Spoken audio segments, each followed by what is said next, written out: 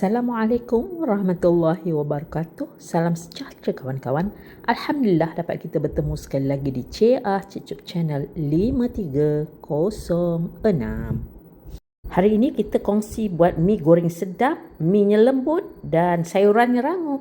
Jom kita lihat apakah bahan-bahan yang diperlukan dan cara untuk membuat mi goreng sedap. Kita memerlukan 500 gram mi basah.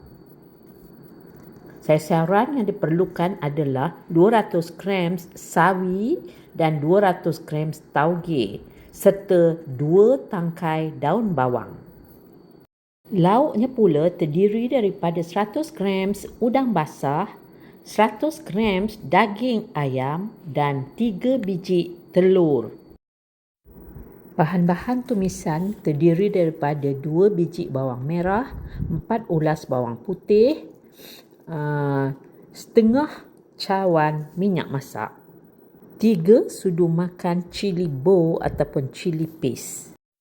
Kita juga memerlukan 3 biji limau kasturi, ambil jusnya, dan untuk lebih pedas dan hiasan kita memerlukan 4 biji cili burung merah, dan untuk mi kita memerlukan 1 sudu makan kicap pekat dan 1 sudu makan sos tiram.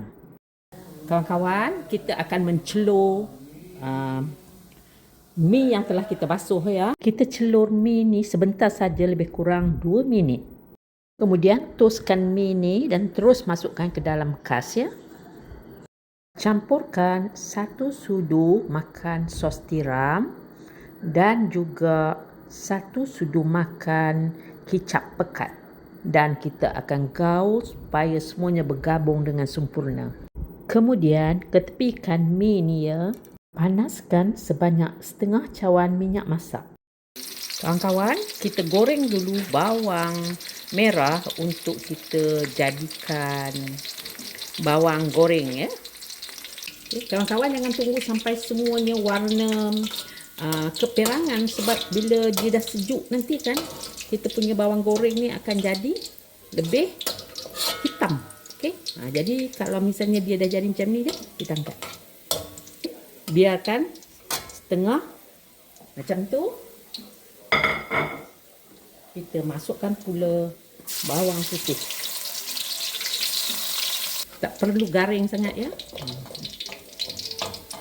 Kawan-kawan, kita ambil dulu minyak ni dan kita akan tinggalkan sedikit sahaja minyak. Telur ni kan dia nampak macam 4 biji, sebenarnya 3 biji. Satu daripada telur tu ada 2 egg yolk, ada 2 kuning telur. Gorengkan telur ni dulu dengan minyak bawang tadi tu untuk mengurangkan bau hanyir telur ni ya. Perlu masak sehingga betul-betul masak ya. Macam ni dah boleh angkat ya. Masukkan sedikit lada hitam serbuk kepada daging ayam dan juga udang serta secubit garam, kemudian gaul rata. Panaskan sedikit minyak gorengan tadi dan kita goreng udang sehingga ianya bertukar menjadi kemerah-merahan. Kemudian angkat dan ketepikan. Kita bubuh keseluruhan minyak kita. Okay. Masukkan 3 sudu makan cili bo kita ni. Okay. Apabila kita punya cili bo ni dah minyak dia naik macam ni, kita masukkan pula kita punya daging ayam. Masuk. Masak sehingga pecah minyak, kemudian masukkan setengah sudu teh garam, 1 sudu teh gula dan perahan jus limau kasturi yang 3 biji tadi tu ya. Kawan, sekarang kita masukkan kita punya bawang putih dan bawang merah yang kita dah masak tadi, dan yang ini kita guna untuk hiasan. Bolehlah kita buka api kuat.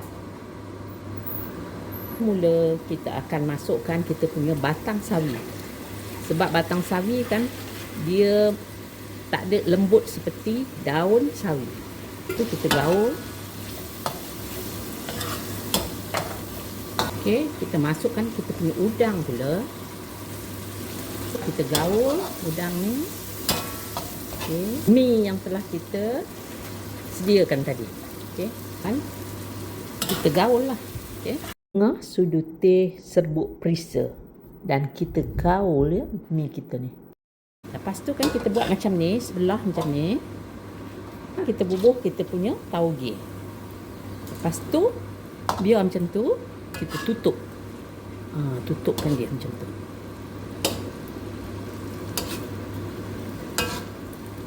Dan sebelah yang ni kita bubuh pula kita punya daun sawi. Dan kita buat macam tu. Dan ini pun kita tutup. Okey. Biar lebih kurang dalam 2-3 minit ya, macam tu dia tutup. Maknanya sayur kita tu akan jadi cepat masak lah, dia panas.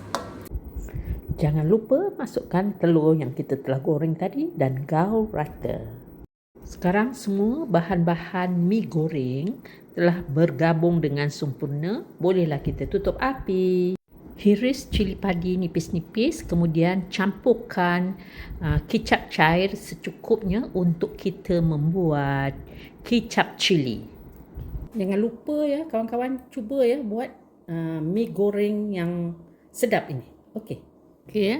Kita rasa sekarang ya.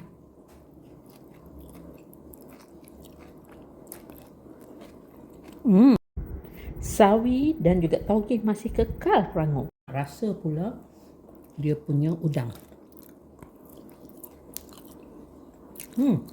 Sedap. Kita nak rasa punya kicap cili kita ni macam mana. Pedas dan masin.